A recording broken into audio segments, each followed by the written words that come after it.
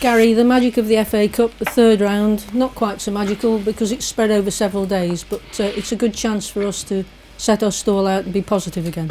Yeah, I think so. I think the timings of the games are quite unusual, but I believe they're for TV in different countries. That's one of the reasons why it's been done, which is something that the FA Cup's always done, is captured people's imagination, all across the world, because it's a fantastic, probably the Premier Cup competition, and whilst you can argue that it's lost a tiny bit of sheen over the years. I think the year that Man United didn't enter into it, but other than that, it's kept that kind of same mystique that most people saw as a kid growing up. The FA Cup was it's always been a magical competition, so it's always a nice breather from the league, but certainly for us this weekend, it's a game that we want to do well in. We need to go and be really positive in the game, and we want to try and win a game, because of course our results have not been as good in the league as we'd like recently. Talking about that though, you've got the chance, although it's a difficult balance, you've had several matches in the last couple of weeks, you've got the chance to give Tyrese Campbell, Lassie Sorensen, Harry Souttar games. Will you look to put them in the squad, or? I think we've looked to put them in the squad for quite a number of games now. I think that whether they'll start the game is a different matter, but I think certainly with Tyrese has showed that his cameo role against Bolton, he showed that he can offer something first and foremost off the bench, but if we think it's more than that, that'll be down to him in training and the way he conducts himself. But I think in terms of the team, I think due to sort of the last few games, I think we'll go a little bit stronger than we normally would. I think that's only sensible. We want to win the game. I think it's important that we try and get a win under our belt. We've got a couple of doubts. Ironically, Ryan Shawcross has gone home today ill. Got a really, really bad temperature, so we hope he's okay. And Joe Allen's nursing an injury as well. So we've got 2 or 3 little bumps and bruises that might not make the game, but it's an opportunity for the ones that get a chance. And when you've talked about the results not being great, we've got again another sellout following to Shrewsbury. The fans have been a bit vocal. Have you got anything you would like to say to them in terms of, I know you've asked them to back the players and have a go at you, but it must be very difficult for you when they do have a go at you? Not really. When you say results have been poor, I accept that. I mean, we have only lost 2 games in 12, which seems bizarre that it feels like we've lost every one of those 12 games, but I also accept that we're not in the position in the league we should be, and we haven't won enough of those 12 games to look on the run as being that positive. But no, I stand where I stand in the first place. We need the fans behind the team. Whether they're behind the manager is a different... It's kind of... I wouldn't say it's immaterial, because of course you want them to be behind everything, but at the very least, the players need their support, because if we want to try and win games of football, they're going to need their backing. I understand they're frustrated. I understand they wanted to see the team a lot higher in the league. I understand all of those things, but the reality is we need the fans behind the players, because otherwise, it's going to be very, very difficult for them to win games of football. I think the first half at the weekend was a classic example of that. I think if you look at the statistics, if you look at everything around the performance first half, I think we actually played positively. Yet, if you were at the ground, it would have felt like a really poor performance, because it felt like there was a lot of negativity around. So that's all I ask the fans. Listen, they're fantastic fans, a fantastic club, and all I ask them is to get behind their team, to try and spur their team on to win. And I'll say it again, whether that means them getting behind me, I think is they've shown their opinion. That's fine. I've got no problem with that. But get behind the players and try to help the players out, because they need the help at the moment, and it's as simple as that. And on to Shrewsbury. It won't be an easy match, because they'll be up for it too. Yeah, look, the cup competition's one of which I've seen both sides of the coin, so I'm always very balanced in terms of what I know can happen. I've been at Burton, where I think at one stage we knocked the most teams above leagues out the cup competitions over a period of time. So we had a lot of success, in beating teams. Not so much giant killing, but knocking some good teams out of cup competition. So I know what a a team in a lower division will do. They'll up the game. They'll be desperate to win. They'll be desperate to work that little bit harder and have that little extra spring in their step to take a scalp.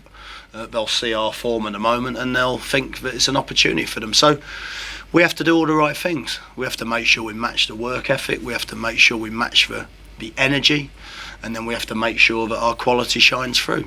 But we'll treat the game as we will any other game, and we know it could be a difficult game if we don't approach it in the right way. Thank you. Is this a welcome distraction or a potential banana skin for you? I don't think I'd look at it as either. I think I would look at it more as an opportunity to go and win a game of football. And we've got the players to do that. We've played well enough in spells, and I say spells because we haven't done that in complete performances, to go there with a little bit of confidence. But it's the next game, and it's the next. If it was a home game against somebody, if it was an away game in a league against somebody, if it's a cup game against somebody, we can't afford to lose any more games, let alone a cup team that are a division below us. But I don't think we'll look at it as either. But I appreciate the outside world probably will look at it as one of those two options. But given that you need a result, is the temptation to ring the changes not as great as it might otherwise have been? I think any team that, if you're sat at the top of the league now, in a position where you can't afford any injuries, I don't know if it makes that much difference, because are you gonna rest a few players? I just think it depends on each manager's outlook. I've had seasons where I felt as though the cup was never a priority, and I felt the league was the only priority, so therefore I've rested a lot of players. I've had other times when you feel as though making limited changes is going to give you a better chance of winning the game. I've seen games where people make no changes and they lose the game because a lot of the players there are thinking, why am I playing in a cup game when I thought I was getting a rest? So I don't think there's any right or wrong way to do it. What I would say is, here and now, we will play a strong team. That's probably as best an indicator as I can give. But it doesn't necessarily mean that will be the side that lost the last game. You've been in the game so long now, so how do you respond when you hear all the speculation suggesting your job is on the line when you've not even been here 8 months yet? Yeah, I understand it. I don't pay too much attention to it. I think when you're mid-table, when you've not won as many games as you'd like to have done, when you've had a game like Saturday, you understand it. You're waiting for it to a certain degree. You expect it. Of course, when there's a few rumours, that gathers pace very, very quickly. But it's no different to anything else. I'm paid by Stoke City to try and do the very best job I can. I've tried to do that since the day I walked in. Whether we've been as successful as we'd like so far is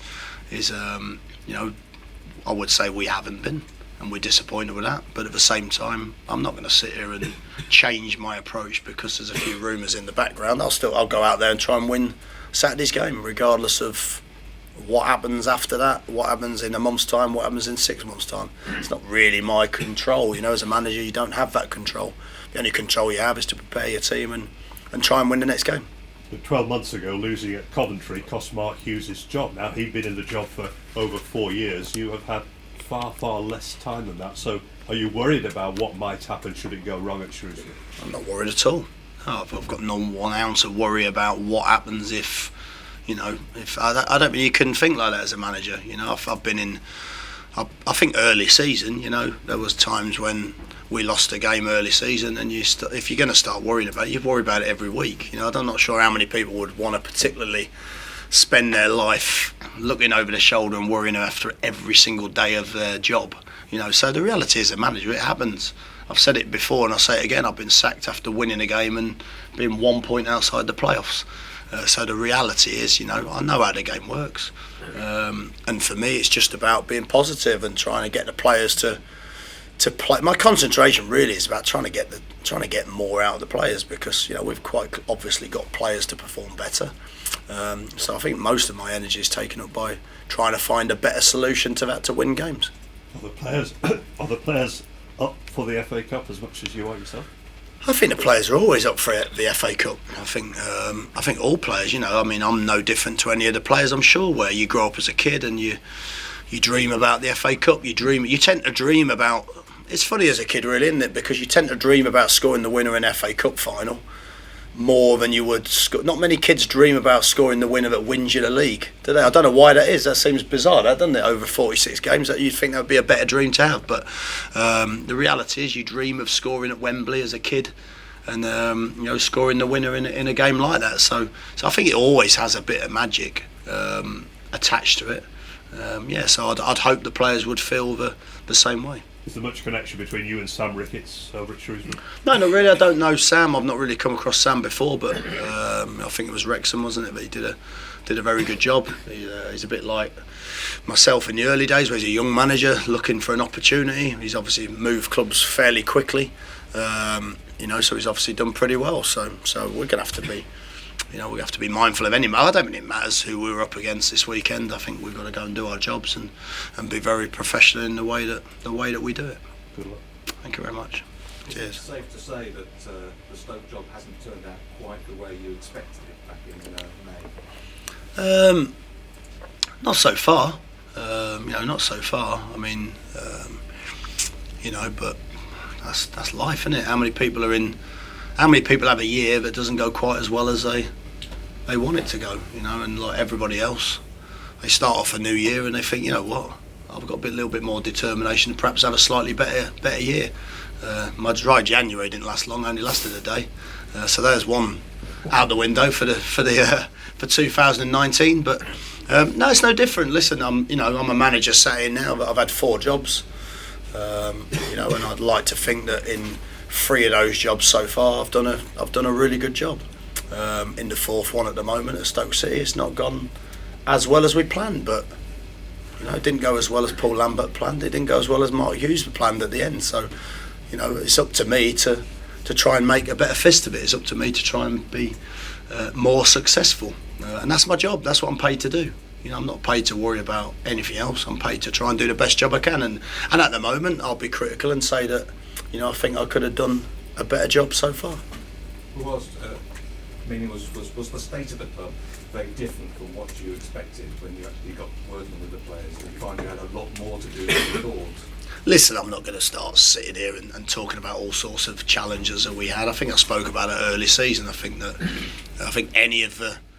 any team that gets relegated from the Premier League are always going to face different challenges. I think what you can't really do and what you shouldn't do as a manager is speak about those challenges in their entirety, because if you do, of course, that's always going to look like you're trying to make excuses for your own job and lack of results. So that's not really the sort of thing that I'm going to discuss at the moment. It's been a difficult job. We said that before, but I'll say the same thing again. It's a fantastic club with fantastic owners. What I would say is the owners have been brilliant to me. And I couldn't fault that or particularly ask for an awful lot more. Apart from Ryan, were there any other injury problems? Like I said, Joe Allen's got a knock, but he might be doubtful for the game.